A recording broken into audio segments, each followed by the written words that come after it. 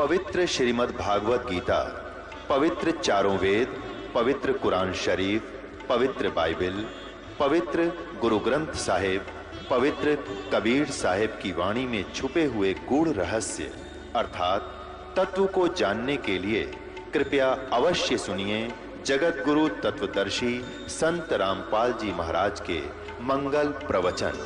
आगे गए ना बावड़े रहते भी सब जाही, बिन साहेब की बंदगी कहीं छोड़ ठिकाना नहीं। अब आठवें अध्याय का 5 और 7 और 8, 9, 10 मंत्र कंसेप्ट क्लियर कर देगा। देखिएगा 8वें अध्याय का अब हम ये 5वां श्लोक पढ़ेंगे। इसमें गीता ज्ञान दाता कहता है, जो साधक अंत काल में मुझे ही स्मरण करता हुआ शरीर का त्याग कर जाता है, वह मेरे साक्षात स्वरूप को प्राप्त होता नहीं। वह मद भावम याति, मेरे वाले भाव को प्राप्त होता है, मेरे पर आसक्त हो जाता है। और इसमें कुछ संशय नहीं है। छठे में ये बताया है कि जो अंत समय में जिस भी भाव में भावित रहता है, अंत समय में उसी को प्राप्त करता है मृत्यु को प्रांत। छठे में तो एक नियम बताया है, विधान बताया है, जहाँ साता बादशाह हुई। इसका अर्थ ये है, 29 पुत्रदुन अंत काल में जिस भी भाव को समन करता हुआ शरीर का त्याग करता है तो उसको ही प्राप्त होता है। सदा उसी तद भावम भावती, उसी भाव से भावित रहता है, यानी उसी पर आसक्त रहता है, उसी में भावना बनी रहती है उसकी। इसका अर्थ ये है। आगे बताया है, इसलिए 7वें में कहा है कि इसलिए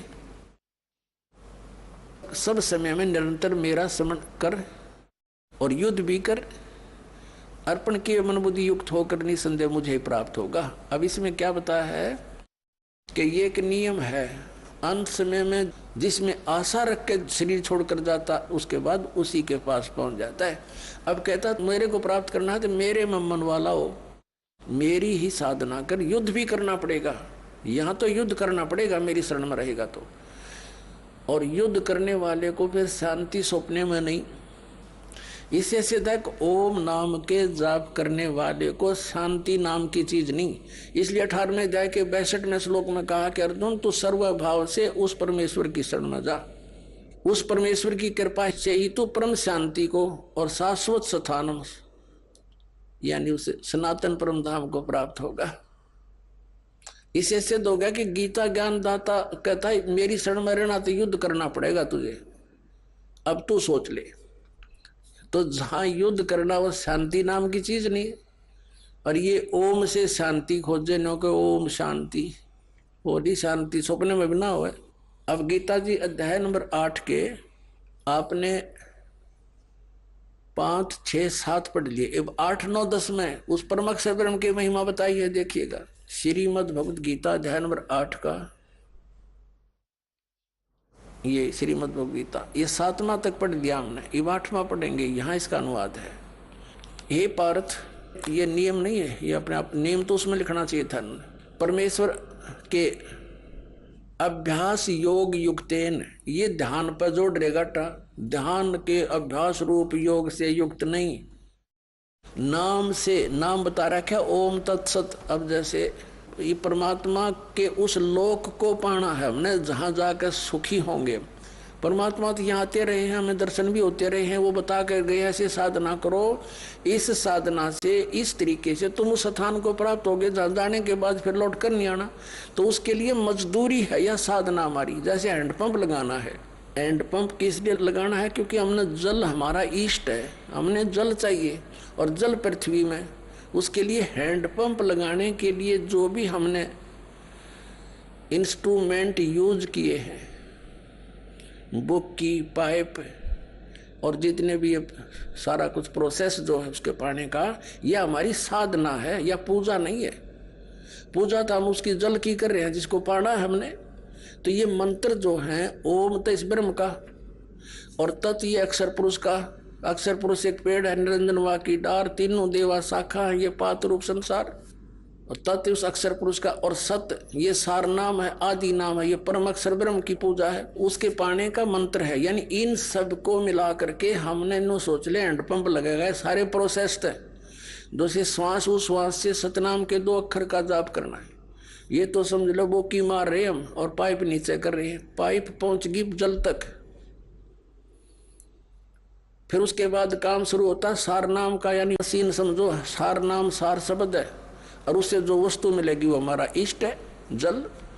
अब आइएगा तो ये गलत बताते हैं, ध्यान दुनियति ने तड़ंगा डांड तो मतलब था। देखिएगा 8वें अध्याय का, अब हम 8वां श्लोक पढ़ रहे हैं 8वें अध्याय का, ये 8वें का यह अनुवाद है।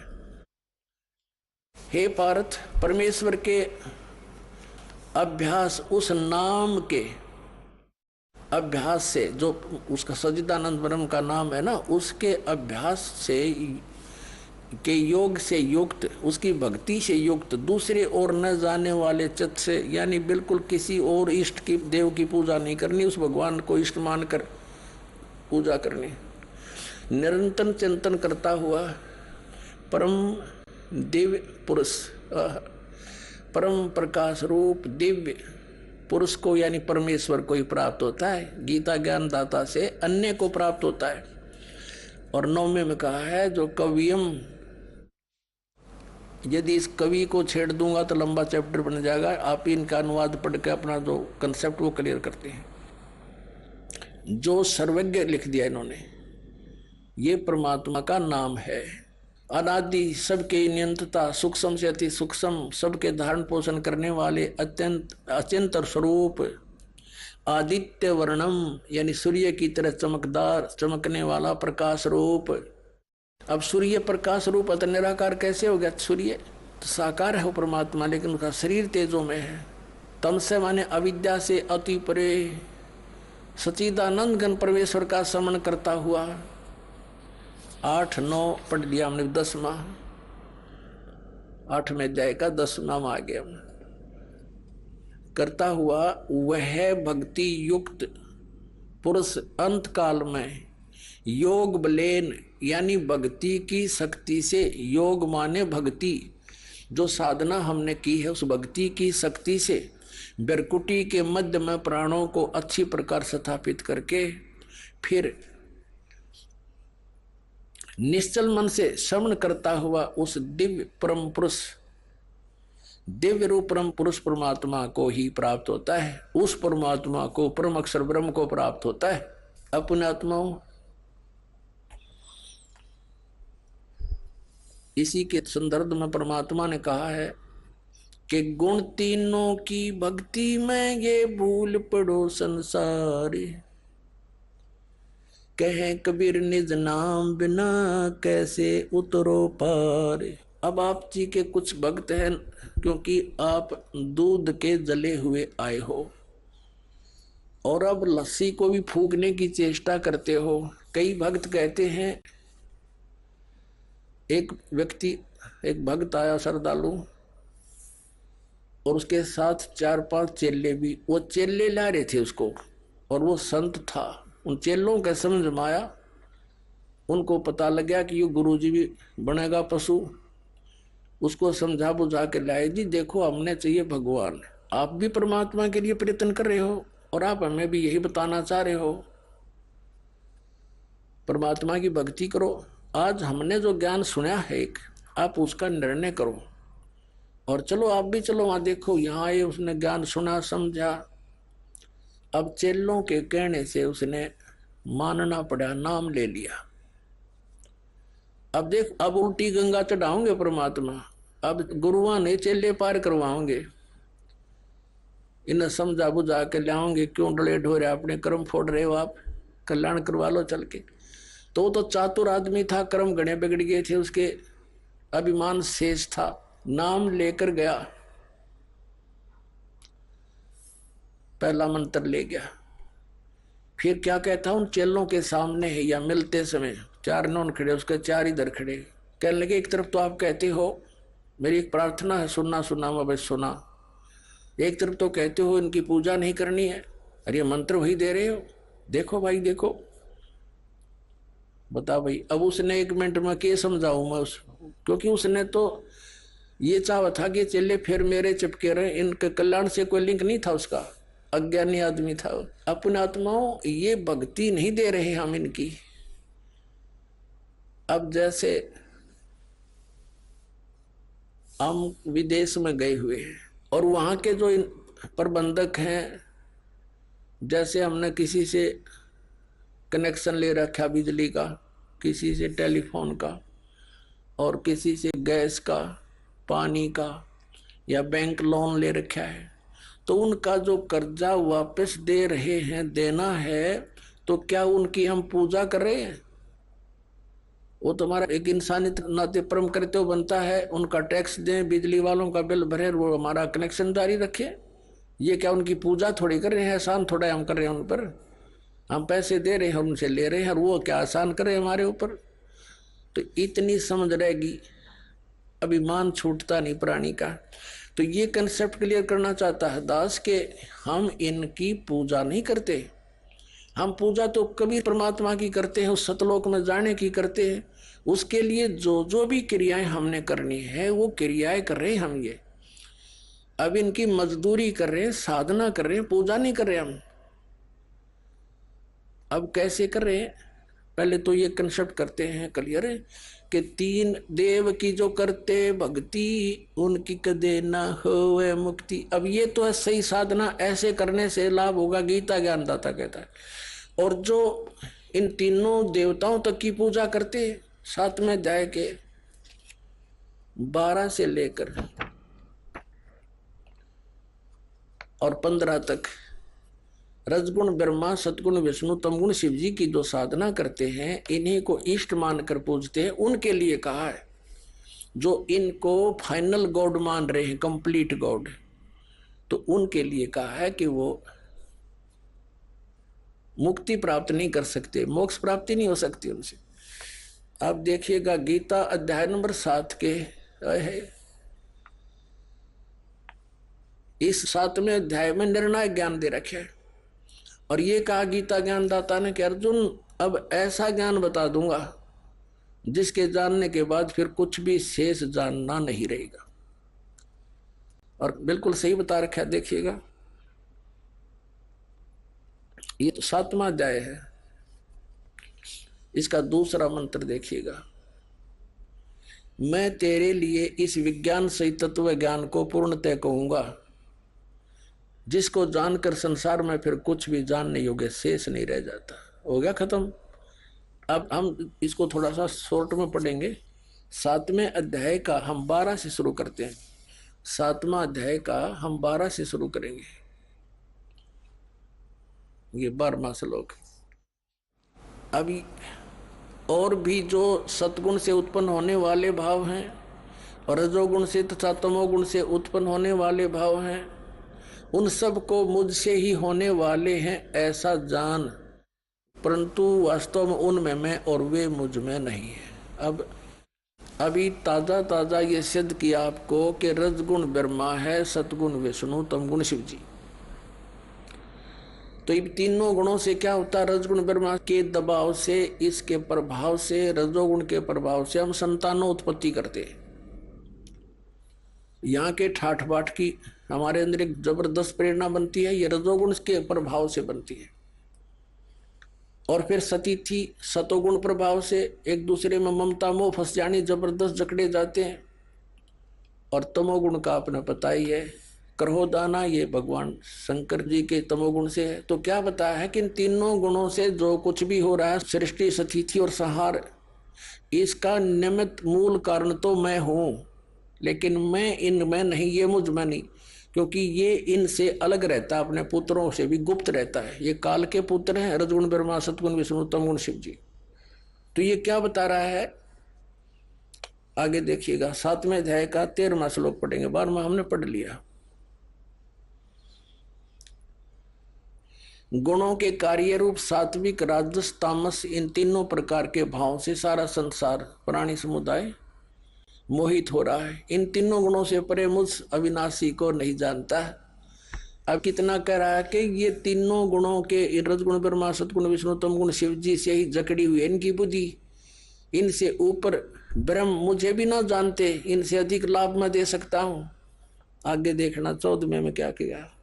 अध्याय नंबर 7 के श्लोक नंबर हम 14 को पढ़ रहे हैं। क्योंकि यह अलौकिक अति अद्भुत त्रिगुणमयी मेरी माया रजगुण ब्रह्मा सतगुण विष्णु तम गुण शिव जी के द्वारा फैलाया गया जाल बड़ी दुस्तर है, यानी बड़ी खतरनाक है। परंतु जो पुरुष केवल मुझको निरंतर भजते हैं वे इस माया का उल्लंघन कर जाते हैं, अर्थात इससे ऊपर उठ जाते हैं जो ब्रह्म साधना करते हैं। अब 15वें में कहा है इस माया के द्वारा जिनका ज्ञान आराधा चुका है, रजगुण ब्रह्मा सतगुण विष्णु तम गुण शिव जी तक जो सीमित है, इन्हीं को इष्ट मानकर पूजते हैं, इनसे आगे किसी की सुनने को तैयार नहीं और किसी की बात को नहीं सुनते। ये देखिए वे असुर स्वभाव को राक्षस स्वभाव को धारण किए हुए मनुष्यों में नीच दूषित कर्म करने वाले मूर्ख मूढ़ लोग मुझको नहीं भजते। और फिर अपने बारे में बताता है मेरी भक्ति भी 4 प्रकार के करते हैं, चतुर्विधा भजनते माम जना सुकृत न अर्जुन, आर्त जिज्ञासु अर्थार्थी ज्ञानी च भर्तर सब। अब पहले ये करते हैं कि गीता ज्ञानदाता ने स्पष्ट कर दिया कि मुझे छोड़कर अन्य देवताओं की रजगुण ब्रह्मा सतगुण विष्णु तम गुण शिव जी की जो पूजा करते हैं और उनकी बुद्धि हरी जा चुकी है, इनसे आगे कोई सुनते नहीं। जैसे ये आचार्य शंकराचार्य ये जितने भी पवित्र हिंदू धर्म के धर्मगुरु हैं, ये विष्णु जी शंकर जी और श्री कृष्ण जी पर हमारी बुद्धि को सीमित कर दिया। हम इन तागे किसी की सुनना तैयार नहीं, कट मरे एक दूसरे के साथ। अब इनको 4 संज्ञा दे दी एक श्लोक में, राक्षस स्वभाव को धारण किए हुए मनुष्यों में नीच दूषित कर्म करने वाले मूर्ख। अब थोड़ा सा प्रमाण देते हैं। जैसे हिरण्यकशिपु ने रजगुण ब्रह्मा की पूजा करी थी, अपने पुत्र का शत्रु हो गया, हल्दी की गांठ पाकर पंसारी बन गया और सबको कह दिया मेरी भक्ति करो। अपने पुत्र का शत्रु हो गया, जुल्म गुजारे। फिर परमात्मा ने आकर उसकी छाती तोड़ी, कुत्ते वाली मौत मेरा राक्षस कहलाया, रजगुण ब्रह्मा का उपासक। फिर तमगुण शिव जी का उपासक था रावण, कैसा दूषित कर्म किया, अपनी ही माता को उठा लाया, पत्नी बनाने की चेष्टा करने लगा, सीता को उठा लाया, यानी शिव का पुजारी। उसके बड़े भाई विष्णु की पत्नी ने उठा लाया। बता अकल। तो इससे दूषित कर्म और क्या करेंगे? दूषित कर्म करने वाले मूर्ख राक्षस स्वभाव को धारण किए मनुष्यों में नीच। तो 4 उपमा इनके ऊपर फिट होगी। रावण कुत्ते वाली मौत मेरा राक्षस कहलाया। एक भस्मागिरी नाम का तपस्वी था, भगवान तमोगुण शंकर का उपासक। उसके द्वार के सामने, गेट के सामने ऊपर न पैर करके नीचे न सिर, सिरासन तपस्या शुरू कर दी, हठयोग। एक दिन पार्वती ने कहा कि भगवान आपका उपासक क्या मांगता दे दो, आप तो समर्थ है। तो शिव जी ने पूछा कि बोल भाई क्या मांगते हो भस्मागिरी। भस्मागिरी ने कहा भगवान वचनबद्ध हो जाओ तुम मांगो। शंकर भगवान ने कहा ठीक है भाई तथास्तु, हो गया वचनबद्ध, बोल। एकदम खड़ा हो गया, सीधा ऊपर ने सिर करके कहने लगा भगवान ये भस्म कड़ा दे दो जो अपना हाथ में पहन रखे है। भगवान श्री शंकर जी ने सोचा साधु संत है, जंगल में रहता है, अपनी रक्षा के लिए मांगता होगा, निकाल के दे दिया और वचनबद्ध हो ही गए थे। अब ज्यों ही उस राक्षस के हाथ में वो कड़ा आया, उसी से मैं कह दिया कि होले होशियार शिव जी तुझे मारूंगा, मैं इसीलिए साधना कर रहा था और पार्वती को पत्नी बनाऊंगा। हा हा हा हा, एकदम बदल गया तेवर। अब देख लिया भगवान शिव ने भी भाई तो बात बिगड़ गई, चेहरा है बदल गया एकदम। तो भगवान शंकर भाग लिए वहां से अपनी जान बचा के। अपने आत्माओं देखो, आगे आगे तो भगवान और पाछे पुजारी, जा खागड़ा जोटे की तरफ आगे।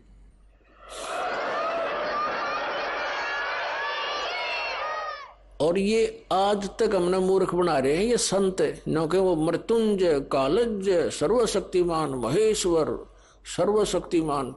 बताइए, मृत्युंजय था, डर के भाग गया। कबीर साहब थे मृत्युंजय, उनको ऐसे ऐसे जुल्म गुजारे, तोब लगा दी थी परमात्मा को मारने के लिए, दरिया में डाल दिया था, गंगा में नौका में बैठा ले गया, हथकड़ी बांध कर, पैरों में बेड़ी बांध कर और गंगा में डाल दिया। हथकड़ी अपने आप टूट गई, बेड़ी निकल गया हाथों गले से, जल के ऊपर बैठ गए भगवान। तोब के गोले छोड़ दिए उन दुष्टों ने, 4 पैर 12 घंटे तक तोप के गोले मारते रहे, एक भी निकट नहीं गया। वो थे मृत्युंजय। अब उधर से आगे आगे भगवान शिव जी भाग रहे हैं, पीछे पीछे भस्मागिरी फुल स्पीड पे। अब परमात्मा आकर जान बचाता है इनकी। स्वयं परमेश्वर आए, पार्वती रूप बनाया, उन दोनों के बीच में एक पेड़ के नीचे खड़े हो गए। और भस्मागिरी तो भाग्य इसलिए रहा था, उसने पार्वती रूप में भगवान ने कहा रुक जाओ रुक जाओ, वो रुक गया उसने तो। और ये भी कह दिया कि अब क्यों डरते हो, तो रुकेगा नहीं, पता नहीं कहाँ जाएगा, जाने दो इसको, आ जाओ बैठो। अब भस्मागिरी का लाल पड़े रही थी, उड़े डट गया। तो अब भस्मागिरी से पार्वती रूप में भगवान ने कहा कि कुछ डांस वांस करके दिखा मुझे, ताकि मेरी आत्मा प्रसन्न हो तेरे से। तो कहने लगा मैं तपस्वी व्यक्ति, मैंने कभी डांस किया नहीं। तो पार्वती रूप में परमात्मा ने कहा ला मैं सिखाती हूँ, ऐसे कर, इस पैर ने ऐसे कर, इस हाथ ने ऐसे कर, इसने ऐसे कर, और ऊपर कर। जिसमें कड़ा ले रखा था ना भस्म कंडा, उसको जब सिर पा लिया भस्मागिरी का, जब कह दिया भस्म, और भस्मागिरी मर गया। उस कड़े को लेकर विष्णु रूप धारण करके परमेश्वर और शिव जी के सामने काफी दूर आगे खड़े प्रकट हो गए। और शिव जी पीछे देखकर भाग गए और कहा भाग ले विष्णु भाग ले, राक्षस ने ऐसे ऐसे मेरे साथ धोखा कर दिया। तो परमात्मा ने कहा विष्णु रूप में कि भोलेनाथ देख यू तेरा कड़ा ले आया मैं। उसका जच है नहीं ये बात, कैसे ले आए आप, कि मैंने उसको मार दिया ऐसे ऐसे पार्वती का रूप बना के, और उसको गंडत नाथ नचा के मार दिया है। अब उसका जच है को नहीं ये बात। तब तो साथ लेकर आए उसको, उसकी राख दिखा ली ना, देख यू मरा पड़ा, यू जल गया। जब दिल की धड़कन ठीक हुई मृत्युंजय की, शंकर भगवान की।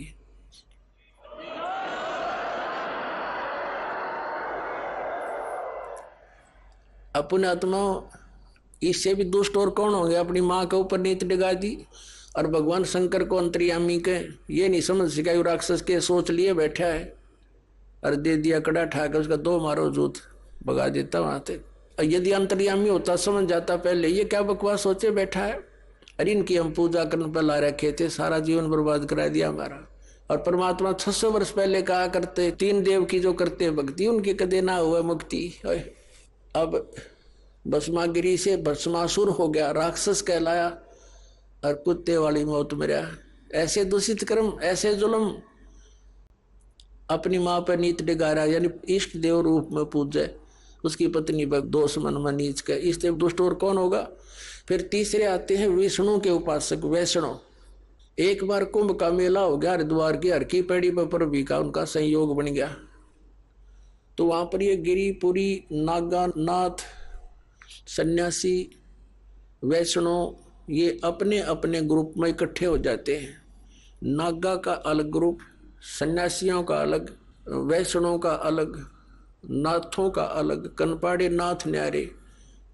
ये नागा तो हैं भगवान तमोगुण शिव के उपासक, और वैष्णव साधु हैं ये भगवान विष्णु सतोगुण के उपासक। इनका एक समय निर्धारित होता है, घंटे आध घंटे का जितना भी होता है, कि उसके दौरान जो नहा लिया सो नहा लिया, ये मानते हैं कि उसका कल्याण हो गया। अब गए थे कल्याण करवाने, और फिर क्या हुआ उनका वहां पर, अब स्नान करने का जो समय आ गया, उनका पर भी लगनी थी कुंभ के मेले की, तो सभी अपने अपने ग्रुप में चल पड़ते हैं। नागा अलग से, वैष्णव अलग से, नाथ न्यारे सन्यासी भिन्न अपने अपने खेमे में चल पड़ते। तो सबसे पहले नागा पहुंच गए, कति नंगे रहते हैं वह, और वो हरकी पैड़ियों पर सब जगह खड़े हो गए, नहाने की पोजीशन पकड़ गए। पीछे से वैष्णु साधु आगे, सतोगुण विष्णु जी के उपासक। उन वैष्णव ने कहा कि नागाओं पहले हम स्नान करेंगे, हम सर्वश्रेष्ठ हैं, तुम बाद में नहाना। अब नागा कहने लगे नहीं, हम सर्वश्रेष्ठ हैं, हम त्यागी और बैरागी हैं, हम नहीं इच्छा रहते, हम वस्त्र भी धारण नहीं करते, हम बिल्कुल निर्लेप है। तो विष्णु के उपासक वैष्णु साधु कहने लगे शरण फेरडो, तुम हाथ धोते नहीं, राख लपेटे आंडो, गधे की तरह लोट मारो, आज तुम प्रथम नहाने वाले हो गए। पहले हम नहाएंगे, तुम बाहर आओ। अब ये वचन सुनकर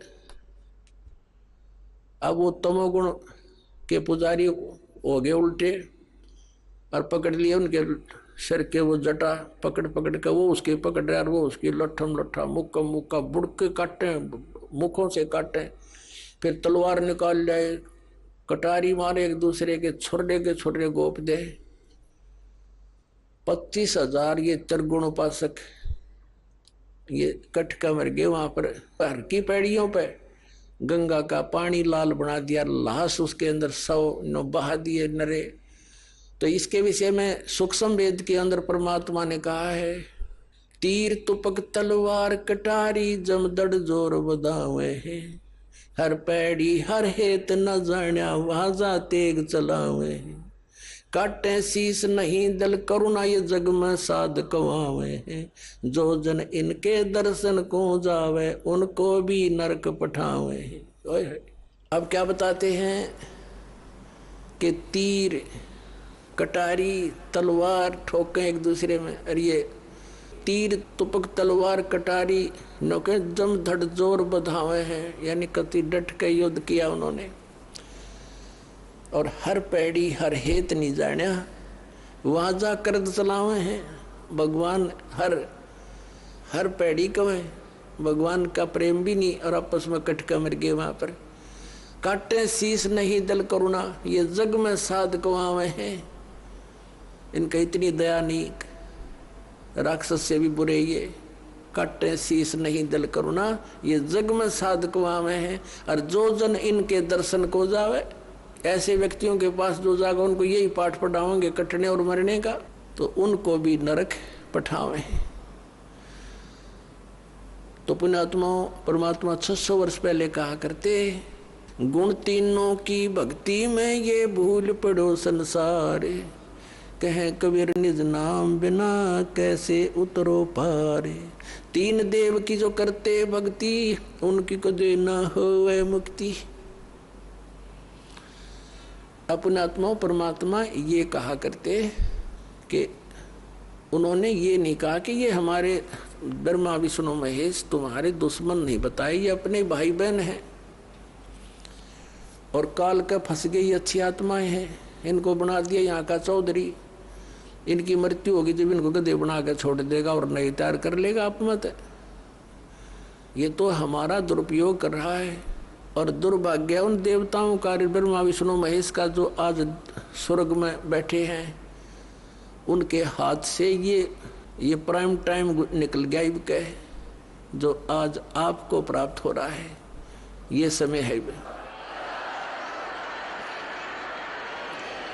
अब कबीर परमेश्वर से परिचित होकर आदरणीय गरीबदास साहिब जी, परमात्मा कबीर जी आदरणीय गरीबदास साहिब जी को सतलोक लेकर गए थे। वह सब सतीथि से परिचित करा कर, ब्रह्मा विष्णु महेश की सतीथि से परिचित करा कर वापस छोड़ दिया। उसके बाद उन्होंने कहा था, तीनों देवा कमल दल बसे, ये ब्रह्मा विष्णु महेश, प्रथम इनकी वंदना फिर सुन सतगुरु उपदेश। उनका था कि तीनों ब्रह्मा विष्णु ये तीनों देवा कमल दल में बसते, हमारे कमलों में, इन दलों में अंदर रहते हैं, और प्रथम इनकी वंदना ये मंत्र जो करते हैं, हम इनकी साधना करते हैं, और फिर सुन सतगुरु उपदेश, सतगुरु के ज्ञान को सुनो और उसका पूरा कंप्लीट कोर्स लो, तब ये बात बनेगी। अब ब्रह्मा विष्णु महेश हमारे कोई दुश्मन नहीं है। कई कहते हैं कि आपके गुरु जी तो ब्रह्मा विष्णु महेश को छुड़वाते हैं। ब्रह्मा विष्णु महेश को हम छुड़वा सकते हैं? हम कोई बालक हैं? अब जैसे ऊर्ध्व मूलम अधः शाखम, ऊपर को जड़ वाला, नीचे को तीनों गुण रूपी शाखा वाला, उल्टा लटका हुआ संसार रूपी वृक्ष है। अब इसमें क्या है? ऊपर को जड़ता पूर्ण परमात्मा, नीचे को तीनों गुण रूपी संसार रूपी वृक्ष की शाखा है। तो क्या कोई शाखा को काट देगा बुद्धिमान व्यक्ति? पेड़ की शाखा को कोई काटने की कहेगा कि इसको तो फेंक दो काट के, उस फिर लटका के करेंगे बाकी का हम। तो कहने का भाव ये है कि जैसे परमात्मा कहा करते कि जैसे हमने भक्ति रूपी पौधा बीजना है और हम नर्सरी से कोई पौधा लाए, कैसे बीजेंगे? उसको गड्ढा खोदेंगे और उस गड्ढे में उसको जड़ों की तरफ से दबाकर मिट्टी में फिर उस जड़ों की मूल की सिंचाई करेंगे। तो मूल की यानी जड़ की पूजा करेंगे हम तो वो पौधा पेड़ बनेगा, उसकी टहनियाँ बड़ी बड़ी हो जाएंगी, 3 गुण रूपी शाखा। तो उन शाखाओं का फल लगेगा और फल के लिए हम सारा प्रोसेस अपना कर रहे हैं, फल प्राप्ति के लिए हम कर रहे हैं। तो हमने तोड़ने नहीं होते, हमने ऐसे करना है, अपनी way of worship according to the spiritual करना है, शास्त्रों के अनुसार करना। देखना, ये समझ लो हम एक पौधा लाए तो ये है बुद्धिमता। जड़ों को गमले में यानी मिट्टी में डाला, दबा दिया और पूजा शुरू कर दी, सिंचाई। ये जड़ कबीर परमात्मा है इस संसार रूपी वृक्ष की। अब ये हमने जड़ों को पूजना है। इन ब्रह्मा विष्णु महेश की पूजा नहीं कर, हम क्या कर रहे हैं? ऐसे कर रहे हैं। ये बता बाल कौन काम कर रखे हमने? हंसी नहीं आवे। हम ऐसी पूजा कर रहे हैं, उल्टा काम कर लिया हमने। ब्रह्मा विष्णु महेश को हम इष्ट रूप में पूज रहे हैं, गमले में ला दिए ब्रह्मा विष्णु महेश और ये पूजा कर रहे हैं। तो कोई क्या कहेगा? समझदार व्यक्ति ने कहा सीधा कर ले इसने, और वो लड़े, हट जा दूर, खबरदार तूने क्या कर दिया। अब देखो जड़ छोड़ दी हमने, अब जड़ ऊपर रहेगी तो भक्ति रूपी पौधा सूख गया, ये यूजलेस है। ये शास्त्र विधि को त्याग कर शास्त्र विरुद्ध साधना है, ये उल्टा बीजा हुआ भक्ति रूपी पौधा। और हमने ऐसे करने को कहा तो इसमें इसकी पूजा करेंगे भगवान कबीर साहब की, फिर हमारे शास्त्र अनुकूल कर्म बनेंगे। शास्त्र अनुकूल संस्कार होने से ये फल ब्रह्मा विष्णु महेश ने देना हमारे को, क्योंकि यहाँ के ये प्रधान है, इबिन का फल लगेंगे। अब इसका प्रमाण देते हैं। अपने आत्माओं परमात्मा ये कहा करते तुम साधना ठीक करो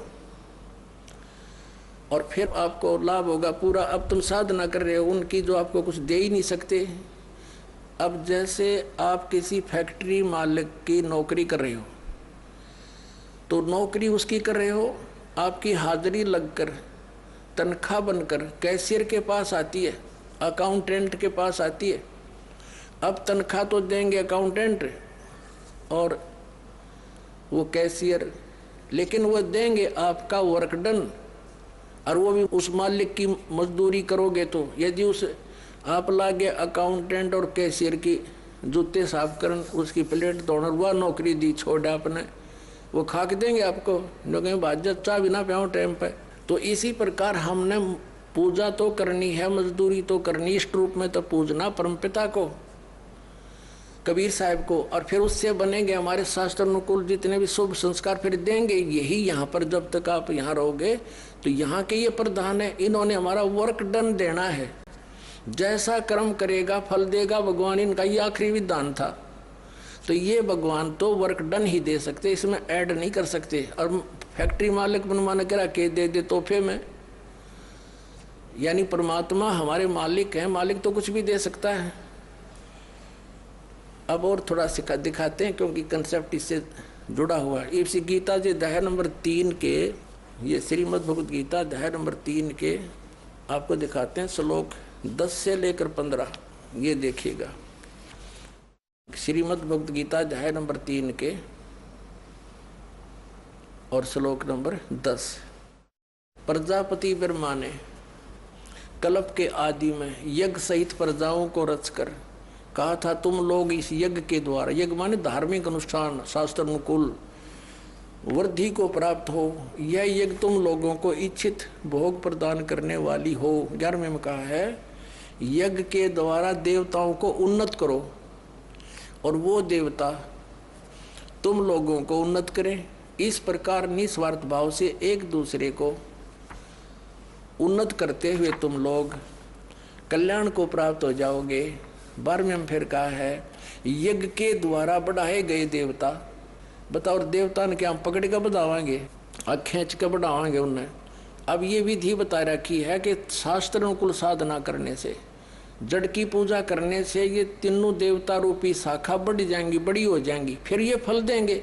देखिए, यज्ञ के द्वारा, शास्त्र अनुकूल साधना के द्वारा बढ़ाए हुए यानी बढ़े हुए देवता, ये तीनों शाखाएं तुम लोगों के बिना मांगे ही इच्छित भोग निश्चय देते रहेंगे। उन देवताओं को दिए हुए भोगों को जो पुरुष उनके बिना दिए स्वयं भोगता है वह चोर है। अब क्या सिद्ध हो गया कि जैसे हम मूल की पूजा करेंगे, मूल की यानी जड़ की पूजा करने से टहनी बड़ी हो जाएंगी, ये देवता बढ़ गए, बड़े होकर ये फलों से लदपत हो जाएंगी, ये टहनी बिना मांगे देंगे अपने आप, क्योंकि हम मूल की पूजा कर रहे हैं तो अपने आप इनका बस की बात नहीं, देने पड़ेंगे फल हमारे को।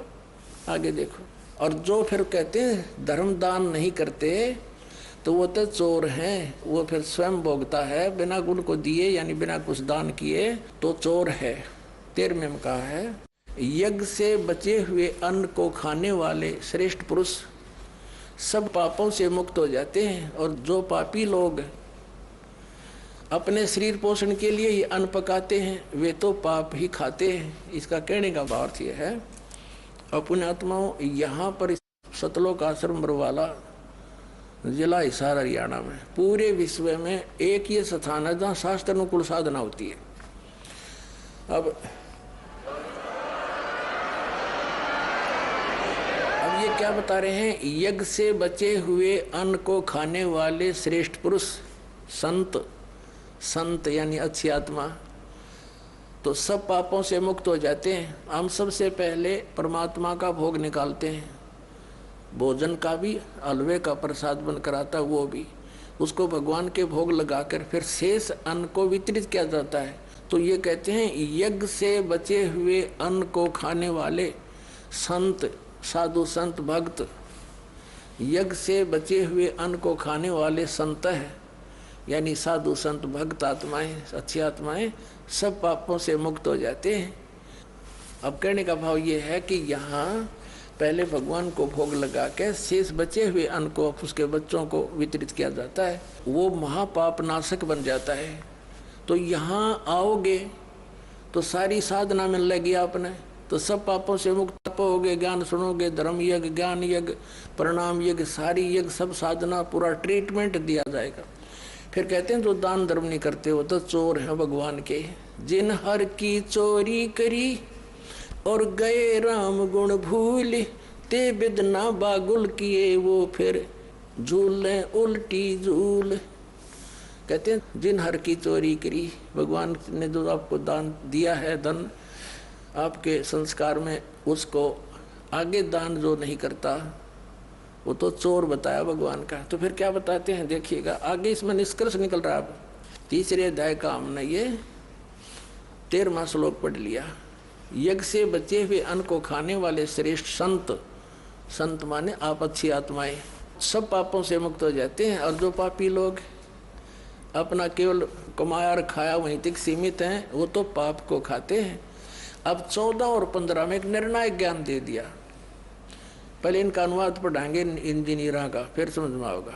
संपूर्ण प्राणी अन्न से उत्पन्न होते हैं, अन्न की उत्पत्ति वृष्टि से होती है, वृष्टि यज्ञ से होती है, यज्ञ इसका अर्थ है शास्त्र अनुकूल कर्मों से जो होता है वो विहित कर्मों से उत्पन्न होने वाले हैं, यज्ञ यानी धार्मिक अनुष्ठान। और कर्म समुदाय को तो ब्रह्मो उद्भवम, इन्होंने ब्रह्म का अर्थ वेद कर दिया है। कोई बात हुई, ब्रह्म का अर्थ वेद कर दिया। ये लिखना था कि देखो हम यहाँ पर आए इस काल के लोक में तो हमने कर्म करके ही मिलेगा, ना कति नहीं मिले। तो कहते हैं ये कर्म लगाए ब्रह्म ने बनाया विधान यहाँ का, और ब्रह्म की उत्पत्ति हुई परम अक्षर ब्रह्म से, उस परमात्मा से, सच्चिदानंद घन ब्रह्म से। इसका अर्थ तो ये है, लेकिन इन अज्ञानियों ने कुछ ज्ञान तो था नहीं, सारे उल्टे अडंगे अड़ा दिए। ये देखिएगा, कर्म समुदाय को तू वेद से उत्पन्न नहीं ब्रह्म से उत्पन्न हुए, और ब्रह्म अक्षरम उद्भवम अविनाशी परमात्मा से, यहाँ ब्रह्म लिखना था, ब्रह्म ये काल अविनाशी परमात्मा से उत्पन्न हुआ जान। इससे सिद्ध होता है कि सर्वगतम ब्रह्म, सर्वगतम माने सर्वव्यापी परमात्मा, सबका मालिक, सदा ही यज्ञों में प्रतिष्ठित है। वो इष्ट रूप में पूज्य है, वही प्रतिष्ठित है सभी यज्ञों में, उसको इष्ट मानकर पूजा करनी चाहिए। इसका निष्कर्ष ये निकल गया। अब हम उस परमात्मा को इष्ट मानकर पूजा करेंगे तो हमारी शास्त्र अनुकूल साधना होगी।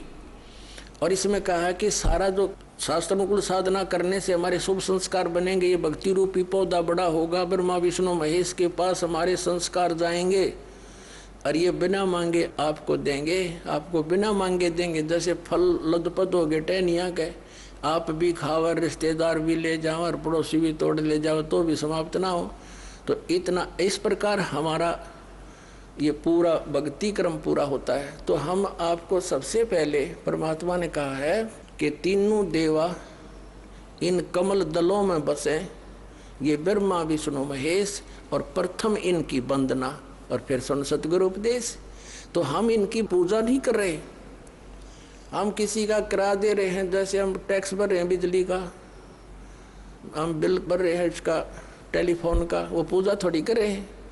वो तो हम उनको दे रहे हैं तो हमें हमारी सुविधाएं जारी रखेंगे, नहीं देंगे तो कनेक्शन काट देंगे। तो हम शास्त्र अनुकूल साधना कंप्लीट कोर्स ना करके अपनी अपनी डफली पीट रहे हैं, जिस कारण से हम परमात्मा से मिलने वाली साधना से वंचित होकर के हम नास्तिक होते जा रहे थे। अब परमात्मा ने दया करी आपके ऊपर और इस दास के ऊपर।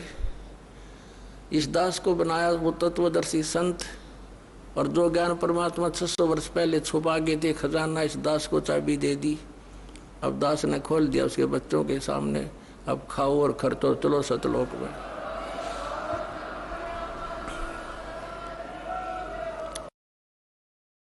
परम पिता परमात्मा पूर्ण ब्रह्म, सारी सृष्टि के रचनहार, सर्व प्राणियों के दाता, सर्व प्राणियों के सृजनहार, कबीर देव कबीर साहब, ये हमारे परम पिता हैं। ये सभी प्राणियों के हितैषी हैं। जिन पुण्यात्माओं को मानव शरीर प्राप्त हो चुका है, और वो भी इस कलयुग के ऐसे समय में जिसको कलयुग का मोक्ष समय कह सकते हैं, तो धन्य है उन पुण्यात्माओं के उन पुण्य संस्कारों को, और धन्य है उनके माता पिता को जिनसे जन्म हुआ। परमात्मा कहते हैं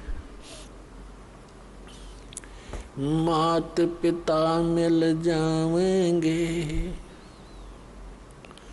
मात पिता मिल जाएंगे, 184 माही, सतगुरु सेवा और बंदगी, ये फेर मिलन की नहीं।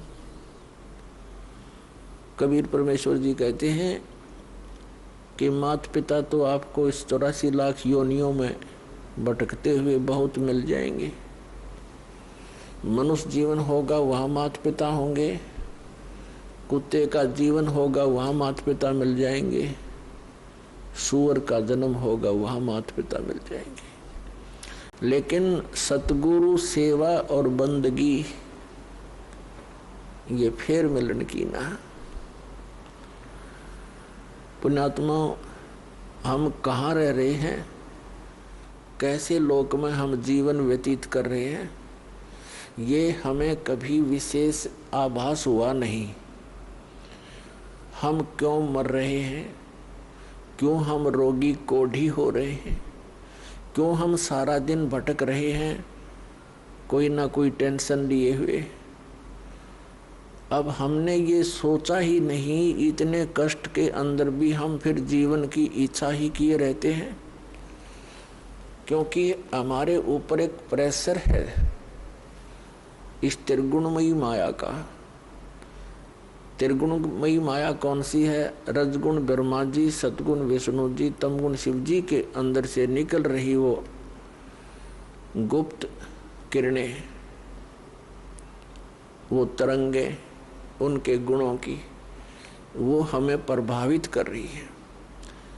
कैसे कर रही हैं? जैसे वो भगवान अपनी राजधानियों में, अपने लोकों में रहते हैं, उनसे निकल रही ये तरंगे हमें यहाँ प्रभावित कर रही है। जैसे एक रसोई के अंदर मिर्चों का छौंक लगता है, वह मूल वस्तु साकार रसोई के अंदर है, उससे निकल रही वो तरंगे दूसरे कक्षों में बैठे हुए व्यक्तियों को भी प्रभावित कर रही हैं। छींकें आ रही हैं, उन छींकों को रोकना उस व्यक्ति के वश की बात नहीं। और उन छींकों का कारण कौन है? वो साकार मिर्च जो रसोई के अंदर है। ठीक इसी प्रकार उन भगवानों से निकल रही ये तीनों गुणों की किरणें, रेज हम सभी को यहाँ प्रभावित किए हुए हैं।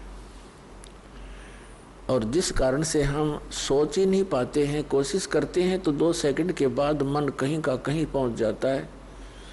कभी कभी होता था ऐसे कि ये क्या जीवन हुआ, सुबह उठो, खाना बनाने में लग जाओ, खाना खाओ, फिर कमाने के लिए जाओ, आते पढ़ के सो जाओ, उठकर फिर भागो, फिर शाम को पढ़ जाओ, फिर भागो, मर ही जाओ, यही काम पूरा ना होता। लेकिन कभी कभी आती थी ये बातें, पर 2 सेकंड के बाद ही कोई और ही बात याद आ जाती थी, उसको भूल जाते थे। और यदि हमें ये आभास हो भी जाता थोड़ा बहुत, तो फिर करते क्या? हम घर छोड़ जाते थे, जंगल में चले जाते थे। जंगल में जैसे भगवान हमने बांध कर बैठा रखा, जाते मिल जाएगा। ऐसी हमारी गलत भावनाएं थी। हम अज्ञान के कारण इस काल के इस जाल को समझ नहीं सके। उसको समझाने के लिए स्वयं परमात्मा आए।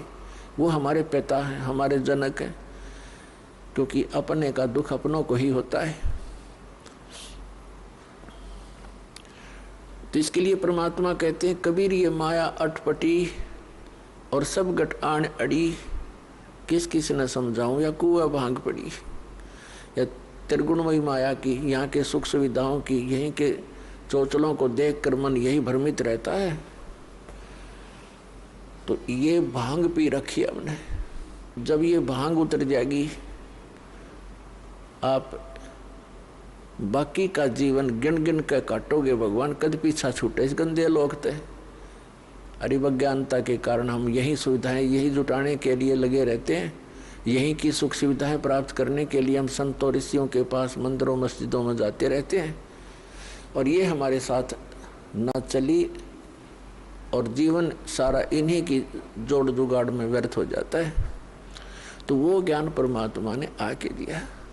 तो यहाँ बताया है कि माता पिता मिल जाएंगे 184 में, और सतगुरु सेवा और बंदगी भाई फिर मिलन की ना।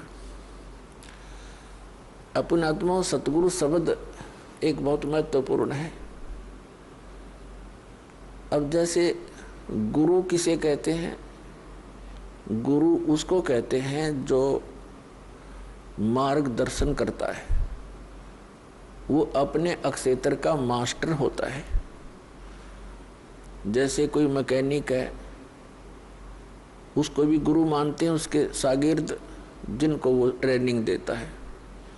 ऐसे ही अक्षर ज्ञान देने वाले भी टीचर, वो भी गुरु कहलाते हैं। वो अपने विषय के मास्टर होते हैं। बहुत अच्छी बात है, उनको गुरु कहा जा सकता है। लेकिन आध्यात्मिक मार्ग के अंदर दास ने देखा है कि गुरु पद पाकर भी वो बिल्कुल नालायक आदमी है। आइए अब हम उन श्रद्धालुओं के अनुभव जानते हैं जो जगत गुरु तत्वदर्शी संत रामपाल जी महाराज जी से दीक्षा प्राप्त कर चुके हैं तथा उनके द्वारा बताए गए भक्ति मार्ग पर चल रहे हैं। नमस्कार सर। सत साहिब जी। सर क्या नाम है आपका? जी मेरा नाम राहुल शर्मा है। आप कहाँ के रहने वाले हैं? सर मैं जलंधर से आया हूँ, पंजाब से। सर क्या काम करते हैं आप? सर मैं एक स्टूडेंट हूँ और मैं परस्यू कर रहा हूँ BTech in mechanical engineering. Sir Sant Rampal जी महाराज की शरण में आने से पहले क्या आप कोई भक्ति साधना करते थे? सर संत रामपाल जी महाराज जी की शरण में आने से पहले मैं हनुमान जी की बहुत पूजा करता था उनका हनुमान चालीसा और बजरंग बाण ये सब मैं करा करता था। और साथ ही मैं शिव मंदिर है हमारे पहले मैं आदमपुर में रहा करता था, एयरफोर्स स्टेशन। मेरे फादर एक गवर्नमेंट एम्प्लॉई हैं, एयरफोर्स स्टेशन में काम करते, तो वहाँ पर एक शिव मंदिर हुआ करता था। तो वहाँ पर रोज़ मैं जल अर्पित करता था शिवलिंग पर। और साथ में ब्राह्मण समाज में होने के कारण हवन यज्ञ वगैरह ये सब हमारे घर पे चलते रहते थे। तो ये साधना मैं सर किया करता था। सर आपने बताया कि आपने हनुमान जी की और शिव जी की पूजा की, तो इन सब भक्ति साधनाओं से आपको क्या क्या लाभ हुए? सर इन भक्ति को करने से पहले मैं एक स्टूडेंट होने के नाते मैं इनकी एक भक्ति किया करता था। इस कारण एक स्टूडेंट क्या सोच सकते कि वो उसकी एक पढ़ाई सफल हो, उसकी नौकरी लगे, उसकी पढ़ाई सफल हो। तो मैं इस उद्देश्य से मैं उनकी पूजा किया करता था।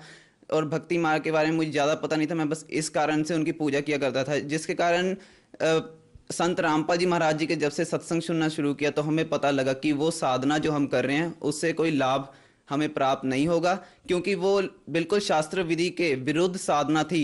जब हमने संत रामपाल जी महाराज जी ने एक वाणी बोली थी हनुमान जी की के लिए, एक वाणी बोली थी, उसमें हनुमान जी का एक नाम आया था। क्या था वो? माई मसाणी सेड़ शीतला भैरव भूत हनुमंत, परमात्मा उनसे दूर है जो इनको पूजंत।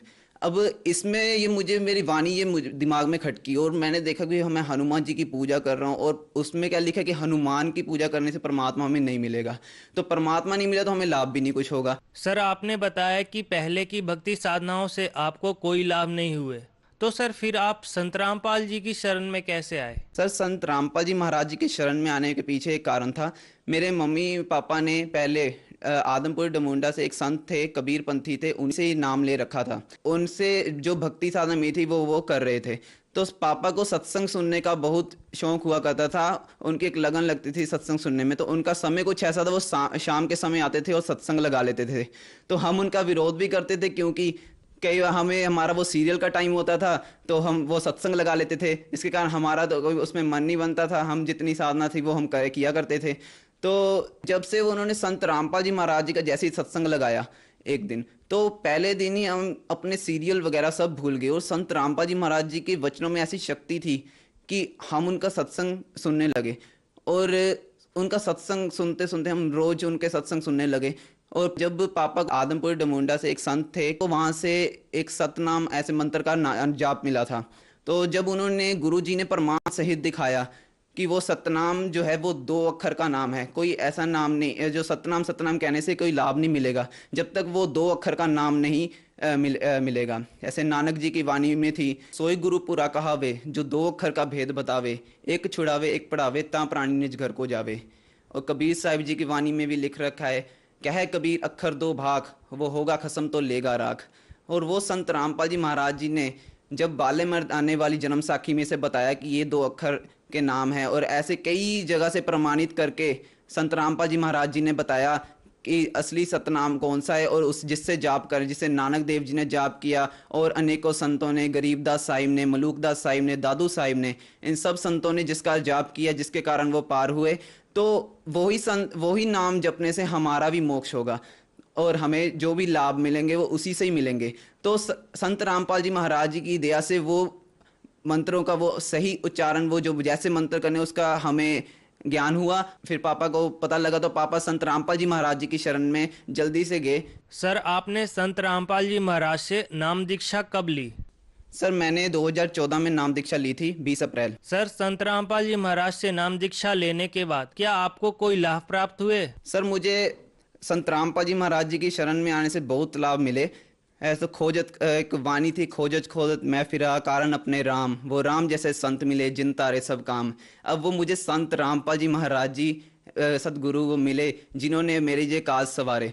संत रामपाल जी महाराज जी जैसा कहते हैं कि उनकी शरण में आने से, वो कबीर परमात्मा की शरण में आने से भी लाभ मिलेगा। अन्य किसी परमात्मा से हम मांगेंगे तो हमें जितना हमने पूर्व जन्म में किया है वही हमें मिल पाएगा। संत रामपाल जी महाराज जी की शरण में आने से मेरे परिवार में भी काफ़ी सुख मिला, जिससे हमारे पहले बहुत लड़ाई कलेश हुआ करता था, पारिवारिक झगड़े हुआ करते थे, रिश्तेदारों से झगड़े हुआ करते थे। संत रामपाल जी महाराज जी की शरण में आने से वो सब ठीक हुआ। और मुझे सबसे बड़ी टेंशन एक जॉब की होती थी, क्योंकि मैं बीटेक कर रहा हूँ मैकेनिकल इंजीनियरिंग में, तो मुझे एक जॉब की होती थी तो कि मुझे जॉब मिलेगी कि नहीं मिलेगी। तो संत रामपाल जी महाराज जी की दया से मुझे जॉब मिली एक MNC कंपनी में, और मैं काफ़ी शुक्रगुजार हूँ। और मेरा एक एक्सीडेंट हुआ था, तो एक्सीडेंट में क्या, वो एक पठानकोट मैं अपने ट्रेनिंग पर जा रहा था central institute hand tool Maqsooda पे, और एक्टिवा पे मैं लगभग 60-70 की स्पीड पे था, और अचानक एक टेम्पू साइड से आया और कट कर गया और मेरे हैंडल पे लगा, जिसके कारण मैं गिर गया। तो उस समय मुझे ऐसा लगा कि अब मेरी जान चली जाएगी। तो ऐसा लगा मेरे जैसे ज़मीन पर गिरा, तो मुझे लगा नहीं कि मैं ज़मीन पर गिरा, ऐसा लगा जैसे मैं फूलों पर गिर रहा हूँ। और संत रामपाल जी महाराज जी की दया से उस टाइम मुझे बहुत कम चोटें आई, और इवन वो सड़क लगातार चलती है। मेरी मम्मी को बीपी हाई होता था, उनका 200 से कभी कम नहीं आता था, जो कि अब संत रामपाल जी महाराज जी की जब से तारीखें लगानी शुरू की है तो उनके घुटनों में भी काफ़ी फ़र्क है, और बीपी भी उनका ठीक है। मेरी सिस्टर की एक मैरिज हुई, तो सिस्टर की मैरिज बिल्कुल सही तरीके से एक रमैनी के साथ हुई, जिसमें बिल्कुल दहेज की डिमांड, जिसमें बिल्कुल दहेज नहीं लिया गया। सबसे बड़ी टेंशन में यही होती थी कि पता नहीं किससे शादी होगी, कितना दहेज देना पड़ेगा, तो पापा बिल्कुल चिंता में रहा करते थे। जो सिस्टर की शादी होने के बाद हमारी बिल्कुल टेंशन खत्म हो गई। संत रामपाल जी महाराज जी ने इतनी अच्छी एक मुहिम अपनाई है, जिससे दहेज रहित शादियां और ये शराब नशे से दूर रहना, ऐसे जो सरकार नहीं आज तक लागू कर पाई, वो संत रामपाल जी महाराज जी के शिष्य अपना रहे हैं। और कोई भी आज संत रामपाल जी महाराज जी का शिष्य कोई ना दहेज लेता है, ना देता है, ना कोई शराब मदिरा मांस ये सब को छूता है, ना उन्हें खाता है। अगर मैं संत रामपाल जी महाराज जी के शरण में ना होता तो शायद आज नशे में मैं भी पड़ा होता, क्योंकि मेरे पीयर सर्कल ऐसा है कि वो नशे करते हैं, और कई बार मुझे भी ऑफर करते हैं, तो मैं उसे बिल्कुल मना करता हूँ। इवन उन्हें समझाता हूँ कि भाई ये बिल्कुल हानिकारक भी है सेहत के लिए, और भक्ति मार्ग से भी ये बिल्कुल सही नहीं है। सर, लोगों का कहना है कि भक्ति बुढ़ापे में करनी चाहिए, लेकिन आप इतनी छोटी उम्र में भक्ति पे लग गए, आपका क्या कहना है? जी ये बात सही है, क्योंकि लोग कहते हैं कि भक्ति बुढ़ापे में करनी चाहिए। तो जैसे मैंने आपको बताया कि मेरा एक्सीडेंट हुआ था, तो अगर मैं उस एक्सीडेंट में अगर मेरी वो मौत होती, तो अगर मैं उस समय जीवित ना रहता, मैं बुढ़ापे तक क्या पता पहुंच ही ना पाता, तो मैं क्या भक्ति करता। तो ये बिल्कुल कहना गलत है कि बुढ़ापे में ही भक्ति होती है। भक्ति जो है वेदों में भी लिखा है कि वो 3 साल से शुरू हो जाती है। अगर हमें कोई फायदा हो रहा है तो कोई ये नहीं देखेगा कि मैं बुढ़ापे तक जाऊंगा और मैं तब भक्ति लूंगा। जब हमें अपने फायदे की चीज लग रही है तो ऑब्वियसली हम उसे ग्रहण करेंगे। सर, जन समुदाय को आप क्या संदेश देना चाहेंगे? संत रामपाल जी महाराज जी की शरण में आए और अपना कल्याण कराएं, क्योंकि मानस जन्म ही ये दुर्लभ है जो मिले ना बारंबार। जैसे तरुवर से पत्ता टूट गिरे तो बहुर ना लागे डार, कि एक जब अगर मानुष जन्म नहीं रहा तो आपको कुछ करने का फायदा नहीं, क्योंकि मानुष जन्म हमें बड़ी मुश्किल से मिलता है। 84 लाख की यूनियां भुगत कर फिर जाके एक मानुष जन्म मिलता है, जिसमें जाकर हमें केवल भक्ति करनी चाहिए। क्योंकि जो काम हम कर रहे हैं ये तो सभी जानवर जीव जंतु भी कर रहे हैं। परिवार को पालना, उनको बच्चे वगैरह पालना, जो भी सब कुछ करना है ये सब दूसरे जीव भी कर रहे हैं। तो हमारा मानुष जन्म क्यों हुआ, क्यों हम सबसे डिफरेंट है, क्यों हमें माइंड दिया। आप सभी से प्रार्थना है, कर जोड़कर ये प्रार्थना है कि जल्दी से आए, संत रामपाल जी महाराज जी के सत्संग सुने, उन्हें अपने वेदों शास्त्रों से मिलाएं और देखें कि क्या वो सच बता रहे हैं कि नहीं। संत रामपाल जी महाराज जी की ज्ञान गंगा पुस्तक है, उसे पढ़े। जीने की राह पुस्तक है, उसे पढ़ें और देखें कि भक्ति मार्ग असली क्या है, और जल्दी से आएं और अपना कल्याण कराएं। सर, अगर कोई संत रामपाल जी महाराज से नाम दीक्षा लेना चाहे तो कैसे ले सकता है? जी, बहुत सारे चैनलों पर और अनेकों चैनलों पर संत रामपाल जी महाराज जी का सत्संग आता है।